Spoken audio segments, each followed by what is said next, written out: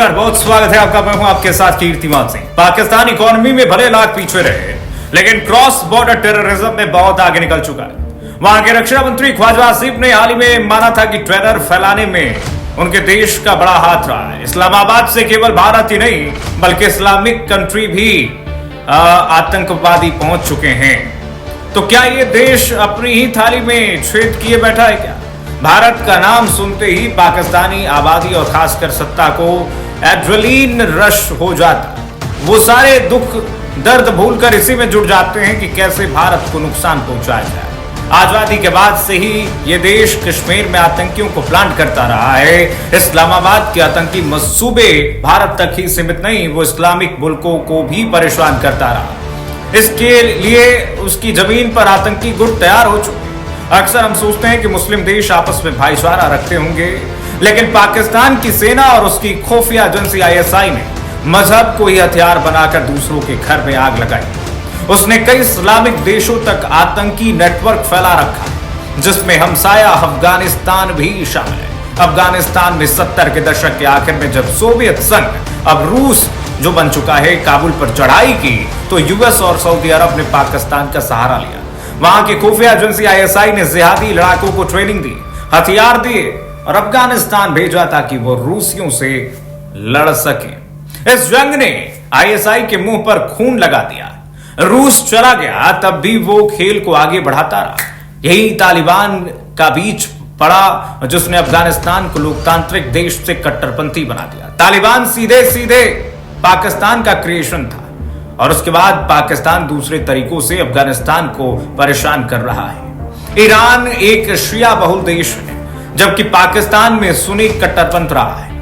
पाकिस्तान को लगता है कि अगर ईरान ज्यादा मजबूत हो जाएगा तो सुन्नी कमजोर पड़ जाएंगे, इसलिए वो लगातार ही ईरान के बॉर्डर में अस्थिरता बढ़ाता रहा। ईरान से पाकिस्तानी खुन्नस के कुछ और कारण भी हैं, जैसे ये देश भारत और अफगानिस्तान से भी रिश्ते बनाता है, अफगानिस्तान से भी बनाए रखता है। ऐसे में उसने ईरान की सीमा पर ऐसे आतंकी गुटों को बढ़ावा दिया जो शियाओं के खिलाफ, जैसे जैशल अदल और सिपाही साहबा, दोनों का ही फोकस ईरान में शिया सत्ता को हटाना है। इस्लामाबाद इसीलिए पूरे दुनिया के लिए खतरा है। सात घर छोड़कर वार करना पाकिस्तान की पॉलिसी नहीं, वो सऊदी अरब के साथ भी धूर्तता करने की कोशिश करता रहा, जबकि ये देश उसे भरपूर मदद देता रहा।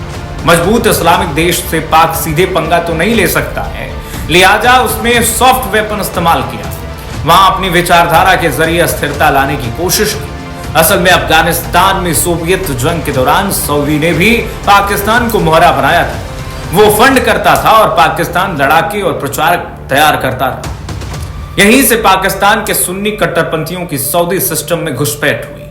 आईएसआई से ट्रेंड ये लोग सऊदी की मस्जिदों और मदरसों में जाने लगे और शिया विरोधी सूफी विरोधी बातें करने लगे।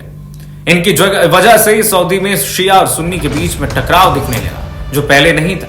यहां तक कि ईस्टर्न हिस्सों में कई बार तनाव हुआ। हालात इतने बिगड़ गए कि सऊदी का अपना ही हथियार उन पर वार करने लगा। तब साल 2019 में उसने पाकिस्तान को चेताया कि अगर उसने मदरसों और प्रचारकों पर लगाम नहीं कसी तो फंडिंग रोक देगा। मोहम्मद बिन सलमान की लीडरशिप में सऊदी खुद को ज्यादा असर दिखाने, ज्यादा उदार दिखाने की कोशिश में, लिहाजा पाकिस्तानी धर्मगुरुओं की एंट्री पर भी काफी पाबंदियां हैं। साल 2015 में इस देश में सिविल वॉर छिड़ी तो सऊदी अरब ने हस्तक्षेप किया। उसका मकसद था कि यमन में जो हूथी गुट है, जो ईरान से जुड़े हैं, उन्हें सत्ता से दूर रखा जाए। सऊदी को लगता था कि अगर हूथी आ गए तो यमन ईरान के हाथ में चला जाएगा, क्योंकि दोनों ही शिया बहुल हैं। सऊदी खुद सुन्नी मुल्क रहा। उसने यमन में हूथियों को रोकने के लिए बमबारी शुरू कर दी। यहीं से पाकिस्तान की एंट्री होती है। सऊदी ने पाकिस्तान सेना की मदद मांगी। उसे यकीन था कि उसी को फंडिंग पर रहता देश इससे मना नहीं करेगा, लेकिन उसने मना कर दिया। पर्दे के पीछे पाकिस्तानी खुफिया एजेंसी समेत आर्मी के लोगों ने चुपचाप सऊदी पहुंचकर यमन लड़ाकों को ट्रेनिंग दी। यानी पाकिस्तान ने सऊदी का जंग में सीधा साथ तो नहीं दिया, लेकिन पीछे से वो सपोर्ट करता रहा। नतीजा ये हुआ कि यमन की लड़ाई और उलझ गई।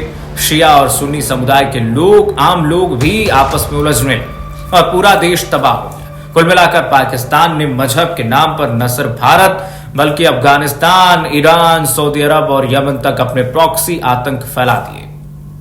लेकिन पाकिस्तान की खुद की हालत खस्ता है। ऐसे में दूसरे देशों में उपद्रव मचाने के लिए उसके पास पैसे कहां से आ रहे हैं? सरकार हर साल आर्मी के अलावा आईएसआई की खर्च के लिए फंड देती है। इसका एक हिस्सा इन्हीं सीक्रेट गतिविधियों में जाता है। इसी से आतंकी गुटों के ठिकाने चलते हैं। पाकिस्तान को धर्म के नाम पर अरब देशों से भी फंडिंग मिलती रही। सऊदी अरब, यूएई और कतर से दान के नाम पर जो पैसे आते हैं वो चैरिटी में ही नहीं लगते, बल्कि एक हिस्सा लश्कर तोयबा, जैश मोहम्मद और सिपाही साहबा जैसे आतंकी गुटों के पास चला जाता है। ड्रग्स और हथियारों की तस्करी भी पैसे कमाने का जरिया रही है। बलूचिस्तान और खैबर पख्तूनवा से ड्रग्स की तस्करी की जाती है, जो भारत के अलावा मिडिल ईस्ट और यूरोप तक भी पहुंचती रही। इस तस्करी का पैसा आतंकी गतिविधियों में खर्च होता रहा।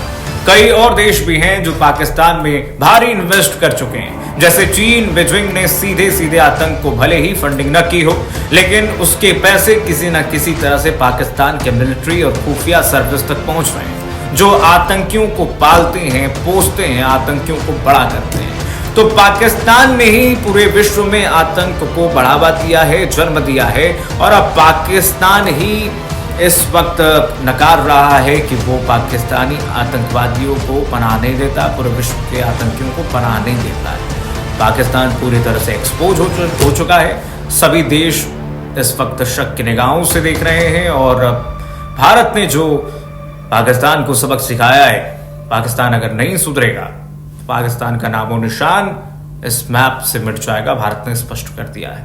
आपकी क्या राय है इस वीडियो में? कमेंट करके इस वीडियो को लाइक कीजिए, और आप ये भी बताइए इस वीडियो में कि अमेरिका का कितना बड़ा हाथ है पाकिस्तान को बैक सपोर्ट देने में, और अमेरिका क्या आप समझते हैं कि पाकिस्तान को पालता पोसता है कि भारत आगे न बढ़ पाए?